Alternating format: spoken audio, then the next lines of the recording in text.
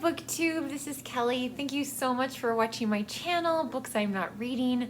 I am here today to do the Jane Austen at Home tag. This tag was created by Tilly from Tilly Shelf. She's so sweet. And I was tagged by her mom, Roz, at Scallydandling about the books. I love that this tag was created. I think every year for Jane Austen July, somebody needs to come up with a tag that we can all do. So I was really excited to see another tag. My only problem with the tags where, you know, it's you're finding just a lot of different books to show and talk about is that I feel like I tend to pick the same ones all the time.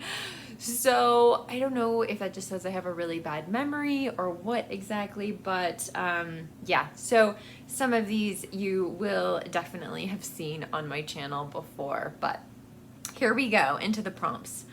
Oh, and it says to start by tagging someone. I'm not going to tag anyone. If you haven't done this and you want to do it before the end of Jane Austen July, or, I mean, really, we should just, yeah, celebrate Jane Austen all year, truthfully. But if you'd like to do this tag, please consider yourself tagged. Like I said, I'm kind of cutting it close here, getting it in this last week. Question 1, Mansfield Park. The grandeur of the house astonished, but could not console her. Name a grand book that may or may not have been difficult to read. So for this one, I chose Anna Karenina by Leo Tolstoy. Ironically, this book I bought for Jason for his birthday before we were married. Before we were dating or anything. I went to the bookstore to buy him a book and I was just wandering around. I had no idea what to get him and I found him and I was like, what would you like? Pick something out. Anyway, so he hasn't read it, but I have. And I wanted to just, it's got such a famous first line, but it really reminds me a lot of the questions in this tag. All happy families resemble one another. Each unhappy family is unhappy in its own way. But anyway, I did enjoy Anna Karenina, but yes, as we know, the Russians, I do struggle a bit with them. Okay, question 2, Barton College from Sense and Sensibility. In comparison of Norland, it was poor and small indeed. Name a book about a household in difficult circumstances. So for this, I chose The Family Thing by Kevin Wilson. Jason and I both read this in a book club a while ago, but it's about these two adult kids and their parents go missing. And it's said that this happened to their parents, but they don't believe it because of the crazy things that their parents have done all their lives. I think this was made into a movie, which I never saw. I don't know if anyone has any thoughts to share if the movie is worth watching or not, but I'd be curious to hear. Anyway, this is a very memorable book. Yeah. Hard to forget The Family Thing, but they are definitely in a household in difficult circumstances. Prompt number 3, Heartfield from Emma. I believe few married women are half as much a mistress of their husband's house as I am of Hartfield. Emma. Name a book that you feel entirely the mistress or master of. You know, I think this is, and Roz said in her version of the tag, you know, that you're tempted to pick Jane Austen, but it's a Jane Austen tag, so we feel like we can't.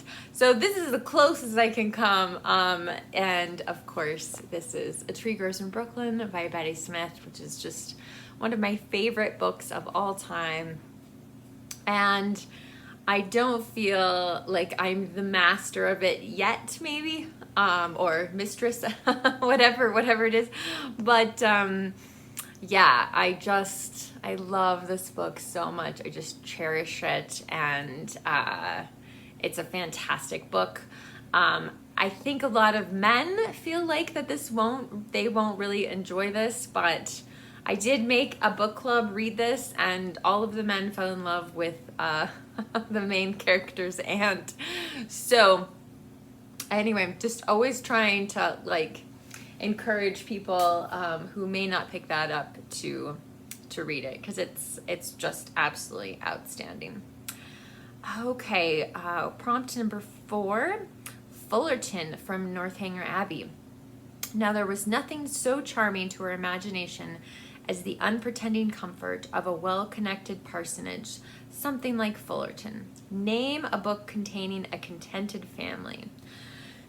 So for this, I went with Betsy's Family in the Betsy Tacy series. This is the first 4 books. As you can see, the first 4 are quite small. The other ones are a little larger, but these are an excellent series. I love and cherish these books as well.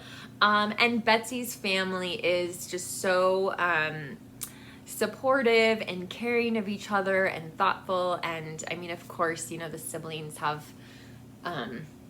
occasional squabbles or things like that, but they're a very happy family. Rosies Park from Pride and Prejudice.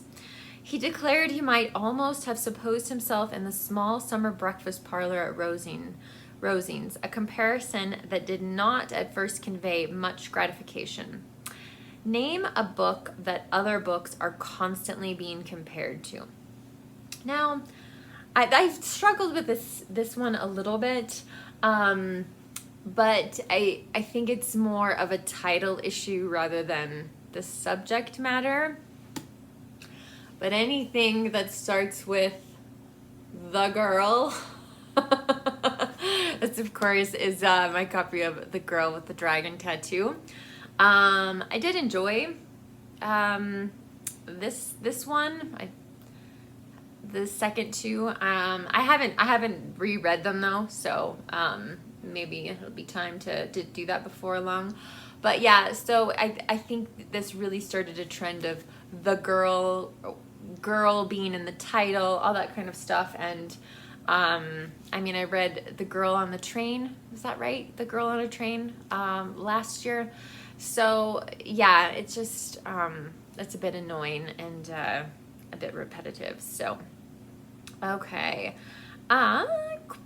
question number 6 is the HMsloop, the Asp, which from Persuasion. Quite worn out and broken up, I was the last man who commanded her. Show us a book that is looking the worst for wear. So this took me a little while, but I finally had to go with my women's devotional Bible. And I mean, I had this for quite a while before, but then I went to Chicago for a year. It was not a program to like proselytize people. It was mainly trying to show white suburban young people what life in the inner city was like. The program no longer exists. It was a faith-based program. I will say that, but it was more about building relationships with people who live extremely different lives than we had been exposed to. So this book, when I took it to Chicago for a year, I mean, damn, it's very well worn. Jason has since bought me a different Bible, and so I don't use this one as much. But yeah, it's quite beat up. So that's what I went with for that one. All right. Question 7, Northanger Abbey. An abbey! Yes, it was delightful to be really in an abbey, but she doubted as she looked around the room whether anything within her observation would have given her the consciousness? I don't know if I'm reading that right or not.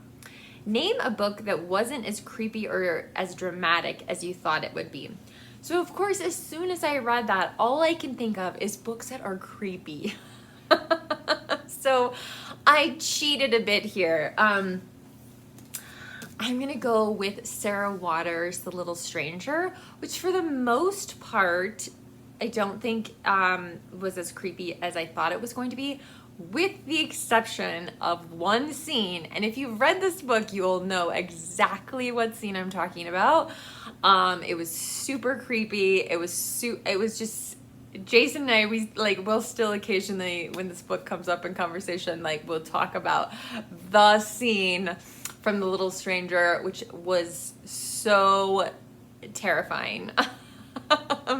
So anyway, yeah, I'm cheating. I'm cheating there a little bit because, like I said, as soon as I read that, all I could think of was, books that were creepy and dramatic. Not a very good way to go about it. Prompt 8 is Portsmouth from Mansfield Park. The smallness of the house and the thinness of the walls brought everything so close to her that added to the fatigue of her journey and all her recent agitation, she hardly knew how to bear it. Name a book that disappointed you when you revisited it. Okay, so please don't freak out. Nobody freak out. Everyone stay calm. All right. Stay calm for this one. Deep breaths. Okay. I'm gonna go with The Hobbit.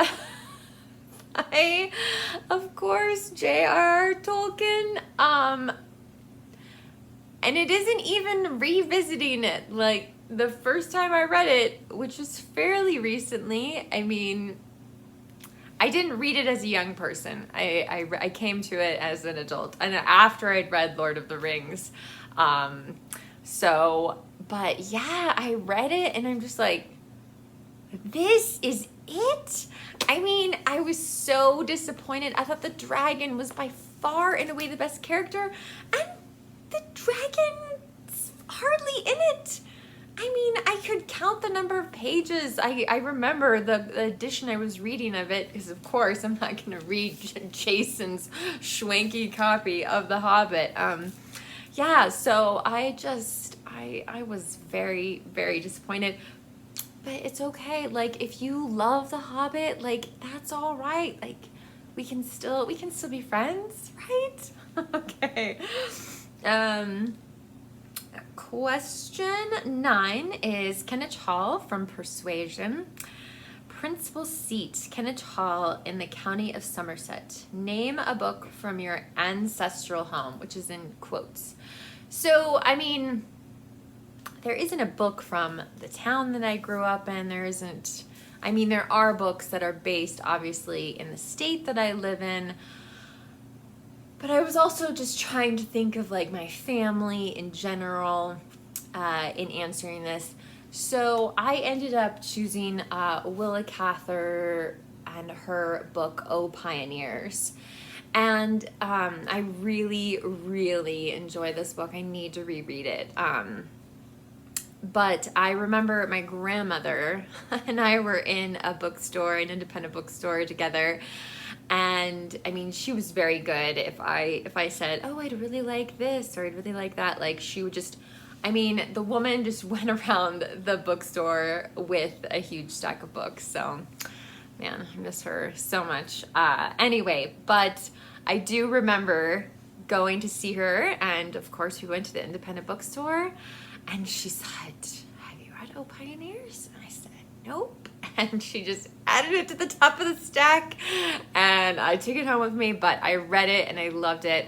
I do feel like, even though it's not set in Wyoming, growing up where I did, I grew up fairly near the Oregon Trail and landmarks of a lot of those kinds of things, just sort of the spirit of the West and the spirit of people traversing across where I live. And I often think about what people must have thought when they first saw some of the things that I see, what their first impressions were. So anyway, so this is I guess my ancestral home book. Again, maybe I'm stretching things a little bit. Finally, question 10, Pemberley from Pride and Prejudice. They had now entered a beautiful walk by the side of the water, and every step was bringing forward a nobler fall of ground. I love Pride and Prejudice. Name a book that you are ready to dive into. So you guys, I am doing at least 3 buddy reads in August. I don't know how that happened. And I am so excited for all 3, but I'm just gonna show one, and I'm gonna be reading this with Joe Smith. We are going to read East of Eden by John Steinbeck. I love Steinbeck's Grapes of Wrath, but it seems like on BookTube there are people who like Grapes of Wrath and people who like East of Eden. So I'm really curious. I hope I could be a person that could love both. But anyway, so this is going to be really fun to read with Joe. But like I said, I do have 2 other buddy reads in August, and I'm really, really looking forward to them as well. There is a bonus question, which to me just seems absolutely obvious. Which of these households would you most like to live in? Of course I want to live in Pemberley, and no, I'm not going to clean it, because if I can live in Pemberley, someone else is going to do the dusting and the sweeping and all that sort of stuff. So anyway, but yeah, I can't imagine picking any other place in all of Jane Austen's books that I'd want to live except for Pemberley.